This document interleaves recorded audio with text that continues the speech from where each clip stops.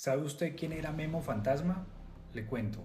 Memo Fantasma nació en 1971 en Medellín, Antioquia. Empezó su vida criminal cuando viajó a los Estados Unidos a recibir cargamentos de talco para Fabio Ochoa y para el cartel de Medallo. Fue el responsable literalmente de inundar a los Estados Unidos de polvo blanco.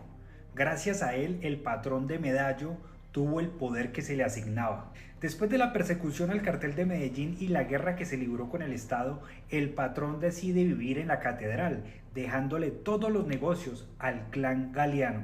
Memo Fantasma, al igual que Don Berna, empiezan a trabajar para el clan Galeano, pero el líder de los Galeano es dado de baja dentro de la catedral por el patrón porque supuestamente se estaba quedando con las ganancias. Después se crean los Pepes, el patrón muere y Medellín queda sin dueño. Y ahí, sin patrón, nace el monstruo, más terrorífico que Don Berna y los hermanos Castaño. Nace Memo Fantasma. Medellín queda en manos de Don Berna, Antioquia, Córdoba y el sur de Bolívar en manos de los hermanos Castaño y Mancuso, o lo que se conoció como las autodefensas campesinas de Córdoba y Urabá entre el 95 y el 97. Pero Memo era clave e importante para esos comandantes paramilitares porque conocía la red y rutas vía México para llegar a Estados Unidos. Además, el señor Memo se volvió un experto para lavar. Gracias a eso, el mismo Vicente Castaño le presentó un narco poderoso de Caucasia, un paramilitar que traficaba con la excusa de liberar a Colombia del comunismo. Y era Carlos Mario Jiménez alias Macaco, el mismo que es hermano del actual alcalde de Dos Quebradas, Risaralda. Pero esa presentación tenía un objetivo. Los hermanos Castaño le pidieron a Memo ser parte oficialmente de la organización y además para crear un ejército junto a Macaco para liberar el sur de Bolívar de la guerrilla y poder traficar libremente.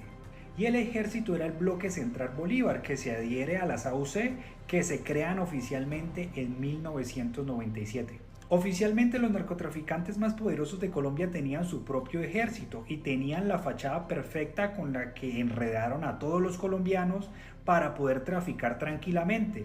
Y la fachada era acabar con la guerrilla y los comunistas. El Bloque Central Bolívar era un monstruo que derramó sangre sin piedad por toda Antioquia, Arauca, Bolívar, Caquetá, Caldas, Córdoba, Nariño, Putumayo, Risaralda y Santander. Memo era el del dinero y Macaco el militar. Se les atribuyen 15.000 muertes, haciéndolos más poderosos que los carteles de Medellín y Cali juntos.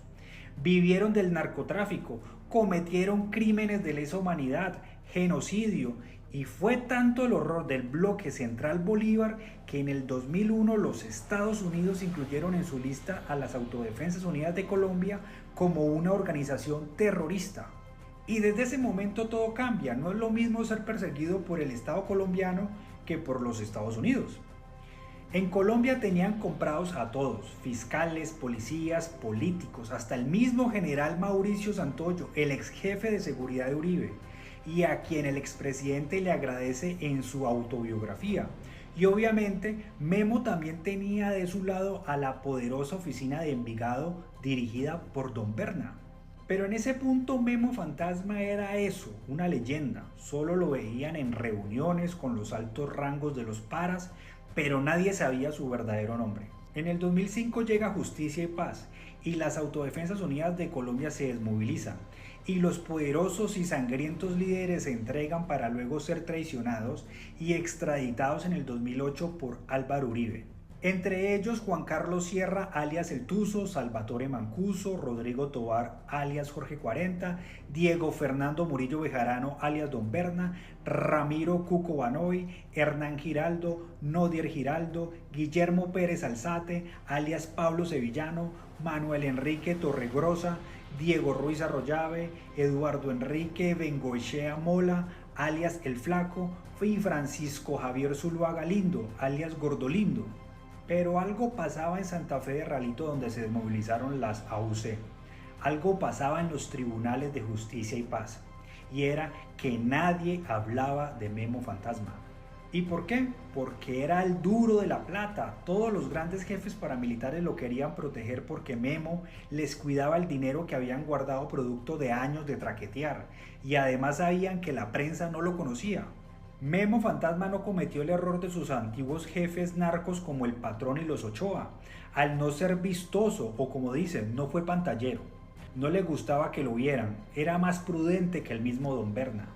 Era tan cuidadoso y tan misterioso que solo hasta el 2015 se supo su verdadero nombre, Guillermo León Acevedo. Pero sus socios y paramilitares lo conocían con diferentes nombres como Guillermo Camacho o Sebastián Colmenares o simplemente Memo Fantasma. ¿Y cómo llegaron a su verdadero nombre? Pues los paras lo habían visto pero no sabían su nombre. Poca gente lo reconocía, pero no había una foto oficial y a los delincuentes más malos de Medellín les daba miedo hablar de él, ya que los escoltas que usaba era la propia policía de Colombia. Pero el 25 de febrero del 2015 el programa de televisión Séptimo Día de Caracol hizo un experimento social sobre el abuso a las mujeres para ver cómo reaccionaba la gente al ver cómo un hombre maltrataba a una mujer en público. Hicieron que un actor simulara una agresión hacia una actriz en una cafetería en Bogotá y el programa fue transmitido y visto en toda Colombia, siendo un éxito. Lo curioso del asunto es que paramilitares del bloque central Bolívar que estaban pagando penas en cárceles vieron el programa y lo identificaron de inmediato. Era Memo Fantasma sentado en la misma cafetería viendo la pelea simulada. Tal información llegó a investigadores de Inside Crime que obtuvieron por fin la foto oficial de Memo Fantasma. Solo era ver el episodio del programa. Memo Fantasma era un experto exportando maicena a los Estados Unidos. El testimonio entregado por José Germán Sena Pico alias Nico en los tribunales de justicia y paz menciona que Macaco y Memo produjeron por lo menos 100 toneladas de cocaína entre 1997 y 2001. Para dar una idea del valor de estas cantidades, la Oficina de las Naciones Unidas para la Droga y el Delito estimó que en el 2000 un kilogramo de cocaína en Estados Unidos podía valer $29.580 al por mayor. Eso significaría que si Macaco y Memo movieron sus 100 toneladas a Estados Unidos, pudieron haber ganado hasta $2.900 millones. Tanto dinero lo hizo llegar a la élite social de Colombia y hacer negocios. Ejemplo de ello fue la colaboración con Álvaro Rincón, esposo de Marta Lucía Ramírez, la ex candidata presidencial uribista, la ministra de Defensa de Uribe y vicepresidenta de Duque, para la construcción de lujosas oficinas del proyecto Torre 85 en Bogotá. Proyecto al cual la esposa de Claudia López, Angélica Lozano, le hizo seguimiento cuando era alcaldesa local de Chapinero. Memo Fantasma controlaba el Congreso de Colombia, Memo Fantasma era protegido por la policía, Memo Fantasma era protegido por los grandes comandantes de las Autodefensas Unidas de Colombia, Memo Fantasma controlaba el narcotráfico desde el norte al sur del país, desde la costa hasta el Putumayo. Memo Fantasma era el dueño de Colombia y muy probablemente usted apenas hoy supo quién era.